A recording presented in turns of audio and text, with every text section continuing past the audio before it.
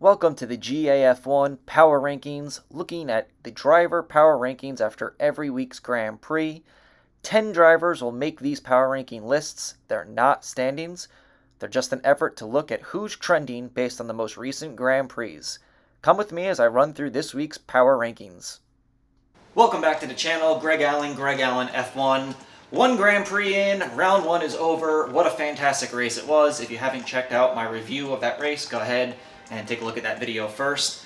But of course that means that it's Thursday and time for my first power rankings of the year. And then we gotta wait a few weeks to get my second power rankings, as we have to wait a few weeks for the next Grand Prix, sadly. So if you're new to my channel, here's how it works. I pick my top 10 drivers, and I always have a cut line of drivers that just missed out, so that way if they fall out, you can see where they wound up, and if they're knocking on the door, that's where they're sitting right now. So let's get started with my 3 drivers that just missed out on the top 10 this week. Carlos Sainz Jr. for Ferrari. I thought he had a decent first start. Ferrari overall, I thought had a pretty good first week in Bahrain. Much better, I think, opening. It's actually kind of tough to say that because Leclerc did wind up getting a podium early on last year. But I think overall, just on pace-wise, I think Ferrari's in a much happier place right now. But he had a rough start to the race. Otherwise, I think he probably would have finished a little bit further up and been closer to where Charles was. And so for that reason, Sainz just misses out, but I think he'll be in the top 10 pretty soon. Shout out to Kimi Räikkönen. Kimi Räikkönen had a fantastic race for Alfa Romeo. Alfa Romeo had a pretty solid day overall. I thought him and Giovinazzi both had a quietly decent race. They're kind of creeping towards those points. We saw that a little bit last year too, but if they can do that a little more frequently, they might be able to sneak into that 9-10 spot a little bit more than we would think. And last, Fernando Alonso. So Alonso has a brake issue, it takes him out, but I felt he had a really good race, and I felt that for missing out on 2 years of F1 racing, Alonso was having a really good race, getting more out of that car than probably it was worth. So for Fernando, the results weren't there, and there's a lot of room for improvement overall with that team, but Alonso kind of picked up where he left off, looking like he could get more out of a race car, which is what I look for. But coming at number 10, George Russell, number 10 for me, and here's why. I thought George Russell once again showed his value as a race car driver. He gets way more out of that Williams than I think the Williams is worth, much like Fernando Alonso. But once again, he gets himself out of the first round of qualifying, has a really solid run all day long, outpaces the rest of the backfield and back markers in Formula One. This is a guy that's just screaming that if you give him good equipment, he could be winning Grand Prix super frequently. Thought he had a really good race. You're just not going to get a lot of George Russell on screen when he's running back there in the Williams, but once again, he gets that car knocking on the door of points. I mean, it wasn't as close as we've seen it in the past, but I think you're going to see George Russell in a Williams score points this year more than once. I think that he's just good enough that if anyone else in the top 10 really has any issues, he can be battling with Alfa Romeo for that 9-10 spot pretty frequently. So George Russell, once again, impressive qualifying, impressive weekend. We're just not going to notice as much because of the car he's in. So number 10.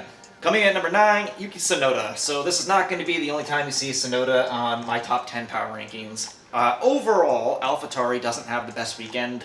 They had some issues in qualifying. Pierre Gasly has some bad luck right off the beginning of that. He runs right into the back of Daniel Ricciardo. That said, Tsunoda had an awesome race. He is super, super fun to watch. You score points in your first Grand Prix, you're making my top 10 in the power rankings. Guaranteed every time. He's going to be super, super fun. I can't wait to see his career play out in whatever direction it goes. And I think Pierre Gasly is going to have a second driver that's going to be challenging him for best driver in AlphaTauri all year long, and that's going to be super fun.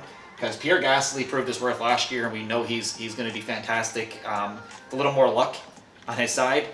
Tsunoda is going to be right there with him. This is not the completely invisible second driver like we saw last year. This guy is going to be fun and good to watch all year. Absolutely number 9. Number 8 for me, Lance Stroll, and I'm going to have to get a darker green to represent the Aston Martin. Apologize for that. So for now, we're going to be sharing a lot of the colors. I will head out to the store and get better markers to represent these drivers moving forward. But Lance, in a weekend that was an absolute disaster for Aston Martin, especially when you consider where Racing Point was last year. Sebastian Vettel could not have looked worse if he tried.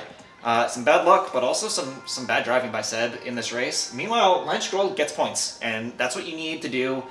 He looked like a veteran, comfortable and confident driver. When the team's facing a little bit of adversity, they're blaming rolls packages. and all the other stuff that's going on there. And in a week that could have been a complete disaster overall for the team, Lance Stroll does what he needs to do to get points for the team. That's all you can ask from one of your drivers. You hope that next Grand Prix goes better for this team, unless you hate them. But for me, I do hope to see that they do a little bit better and that Seb has a better year than he had last year. But either way, Lance Stroll showing that he is a pretty good driver. Regardless of your opinion on why he's there, Lance has proven himself. And I was very high on him last year because of the runs that he had, and he has another good one here. 8th place for Lance.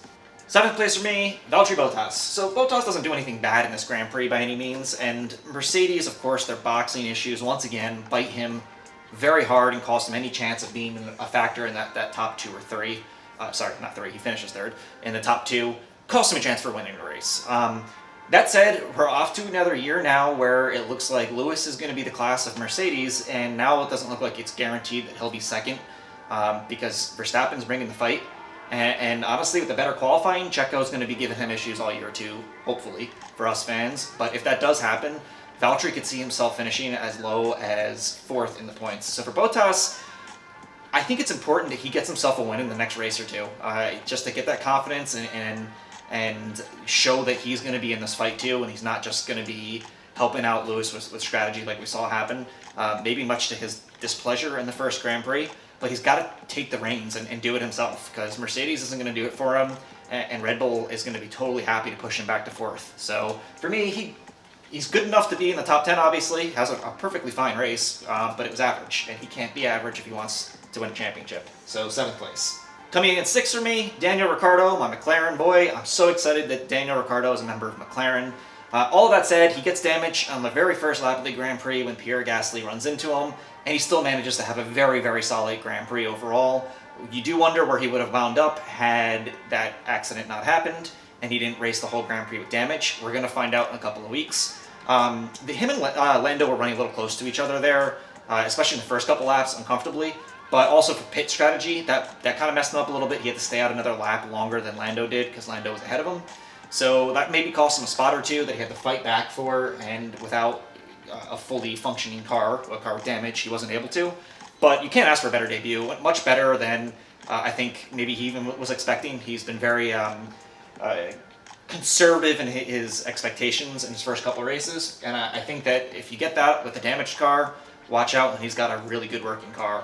Great first run for McLaren and Daniel Ricciardo. Coming in 5th place for me, the Ferrari driver, Leclerc. So Leclerc for me, once again, showing his absolute value to Ferrari. He is so good, and even last year when Ferrari was looking like a disaster, he kept getting results and podiumed a few times in a year that Ferrari really had no business podium, to be honest with you.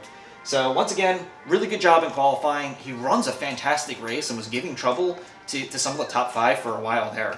And I think this is a really good sign, and Ferrari can keep making some improvements all season long and moving that needle a little bit. They might not be that far off. They might score a few more podiums this year, and maybe, you never know. So I think that the midfield becomes more interesting now. I don't think they're going to be as far back as maybe I thought they would, and they have a chance of maybe being a 3rd or 4th place constructor. And a lot of it is because of his driving ability, and he just put on a really good show, especially I felt early on in that race. He was really showing some good pace and some really good running there and giving the McLaren drivers a fit for a while there. So great run for him, 5th place. Speaking of great runs, my number 4 driver is the driver of the number 4, Lando Norris for McLaren. I think Lando Norris could not have asked for a better first Grand Prix. Well, he could have. He could have gotten a podium, of course. But considering who the top 3 were and what happened with Checo early on in this Grand Prix, Lando Norris has a fantastic run. He outruns his teammate, which I'm sure for him was a little bit of bragging rights. But I'm looking for improvement for him. So Lando had a good start last year, and then kind of not a great middle of the year, and then a good end of the year. So we'll see if he continues that momentum.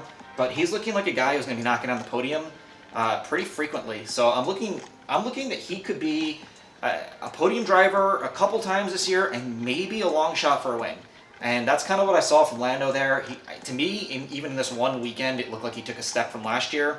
And last year he took a step from the year before. He just keeps getting better, and it's super exciting for McLaren and their fans. But even more exciting if you're Lando Norris. So Lando Norris coming in at 4th. 3rd place for me, it's Checo. Checo, driver of the day. Another fantastic run at Bahrain for him, coming from dead last starting the pits and working his way all the way up. If he gets into Q3 and they put him on the soft tires and guarantee that he gets into Q3, or he doesn't start dead last in this Grand Prix, Checo probably would have podiumed this race. And he is going to be there with Max. I'm almost 100% convinced of it at this point. And I said it in my race review video. This is why you bring in Checo Perez and put him in that second seat. No disrespect to Albon and Gasly. You know how much I love Pierre Gasly and think that he's a fantastic driver. But what maybe Pierre doesn't have that Checo does have is when Pierre does face adversity and goes to the back. We saw he had that accident, in lap 1. He wasn't able to really work his way up from the back there. That's not Checo. Checo, you can put him anywhere on the grid and he's going to find his way to the front in good equipment. And even if it's not the best equipment, he's still going to do that. And Red Bull have got to be really happy because he turned an absolute disastrous weekend into a solid finish. Now, obviously, finishing 5th is not going to be good enough over the long course of things, but considering the way his qualifying session went, which isn't totally his fault, it was a strategy call, and the fact that he lost complete power on the formation lap and had to start dead last and still got that result, we just haven't really seen that as much from Gasly. Albon did it a few times, in fairness, but not like we saw from Checo. That said, in the next 2 Grand Prix, let's get into Q3, let's be qualifying, 4th, 5th, and let's get on the podium, Checo. Either way, though, fantastic run. Such a fun driver to watch, right? Number 3. All right, number 2, I really wanted to put Max at number 1 because I do think that Red Bull did at least enough to show that, hey, we have ourselves a heavyweight battle this year between Red Bull and Mercedes. But at the end of the day, Lewis has an amazing drive, so he's going to be number 1. That puts Max Verstappen at number 2. Verstappen still seemed pretty positive coming out of this weekend. Missed opportunities and a weird pass where he goes off of track limits and gives the spot back. You can debate that all you want, but when it comes from race control directly to the team, I think they made the right move. I don't know it would have just been a 10-second penalty if they just flat out ignored it. But either way, a fantastic run for Max. Gets the pole. Strategy doesn't play out and exactly in his favor. He also ran into Lewis Hamilton. Lewis Hamilton showed why he's a 7-time champion, so we'll get to that in a second. But Max is going to win a lot this year if that's the pace. You never know. Mercedes might completely bring all the improvements they need to do in 2 weeks and figure it out to be back to where they were last year ahead of Red Bull. I hope that's not the case, but either way, a really positive first weekend for Red Bull. They just didn't get the win. So let's talk about number 1. And of course, number 1 is Lewis Hamilton. Sir Lewis Hamilton gets knighted in the off-season, comes back, and Mercedes knows that they're going to have a fight on their hands. And I really loved the last 6 laps of this Grand Prix. Lewis getting on the radio and said, "Leave it to me." And this drive was fantastic. Anyone who doubts his talent, and I get it, there's a lot of haters out there that are just frustrated with Mercedes winning. I saw all this play out in NASCAR when Jimmy Johnson was winning 7, and Jimmy won 5 in a row in NASCAR. And it was the same stuff. People just wanted to hate. He's in the Hendrick cars, he's in the best car. The bottom line is good race car drivers get into the good cars, and then when they're not the best car, they still show it. I watched the same thing happen here in the U.S. with Jimmy Johnson. Beat better cars than him frequently to win those championships. He wasn't always the best car, and that was the case here at the Bahrain Grand Prix for Lewis Hamilton. He was not the best car. Max Verstappen had the best car on that track, and Lewis Hamilton drove a hell of a defensive race in that last 6 laps, minus 1 wide corner that let Max get in the DRS range. But Lewis defended, and he defended really well, and the exact way you want to see a 7-time champion defend. At the end of the day, if he just rolled over and Max flew by him, I would lose a little respect for Lewis, but there's no reason to. Lewis isn't going to do that, and Hamilton showed exactly the world-class caliber of why he keeps getting that seat in Mercedes and why he's a 7-time champion. And if you're Max Verstappen, that's a good thing. You don't want to just win because of pace. You want to be able to say at the end of the year, if you're the champion, you beat Lewis Hamilton in a pretty equal car. And to be the best, you have to beat the best. And that's where we're at right now. Lewis Hamilton's the best, and we're seeing the driver we all think can be the best catch up, and it's going to be really fun to watch all year. And of course, you have the X factors, and can Valtteri Bottas and Checo Perez be spoilers in that?